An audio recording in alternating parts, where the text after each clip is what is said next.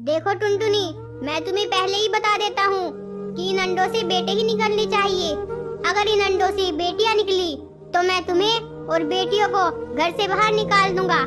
अजी, अंडों से बेटा निकले या बेटी, हमें वही स्वीकार करना होगा। इतना बोलकर चिंटू चिढ़ा वहाँ से चला जाता है। तभी टुनटुनी के दोनों अंडे फूट जाते हैं और उनसे 2 बेटियां निकलती हैं। हे ऊपर वाले, दोनों अंडों में से तो बेटियां निकली है।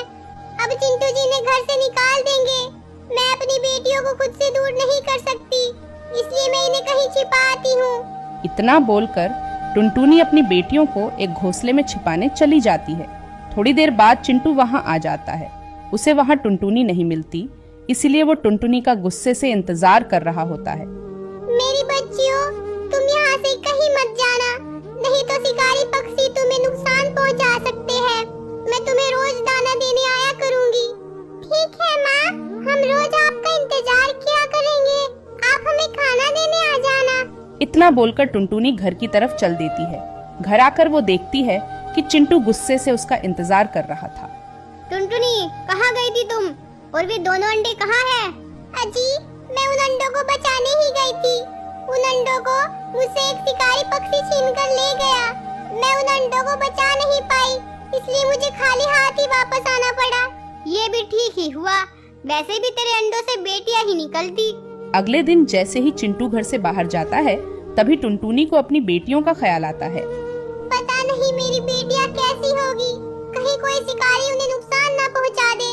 मुझे उन्हें दाना देने भी जाना है। इतना बोलकर टुनटुनी अपनी बेटियों को दाना देने निकल जाती है।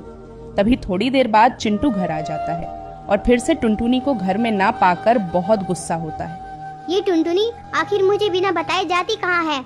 आज इसे सबक सिखाना ही पड़ेगा, आते ही खबर लूंगा इसकी। इधर टुनटुनी अपनी बेटियों के पास पहुंच जाती है। मेरी बच्चियों, ये लो, मैं तुम्हारे लिए दाना ले आई। माँ, हमें बहुत भूख लगी थी, अगर आप थोड़ी देर ना आते तो हम भूख से मर जाते। नहीं मेरी बच्चियों, मैं कल तुम्हारे लिए जल्दी दाना लेकर आऊंगी। इतना बोलकर टुनटुनी घर की तरफ चल देती है। उसके जाते ही पिंकी और मोनी देखती है कि उनकी तरफ एक शिकारी पक्षी आ रहा है। मोनी बहन, वो देखो, वो शिकारी हमारी तरफ ही आ रहा है। पिंकी बहन, मुझे बहुत डर लग रहा है, चलो जल्दी यहाँ से भाग चलते हैं। नहीं नहीं बहन, हम इस शिकारी से तेज नहीं उड़ सकते, नहीं तो ये हमें पकड़ लेगा। मोनी, हम दोनों यहीं छिप जाते हैं और शिकारी के जाने का इंतजार करते हैं। पिंकी बहन, मुझे बहुत डर लग रहा है, कहीं उसने हमें देख तो नहीं लिया। मोनी, तुम चुप रहो,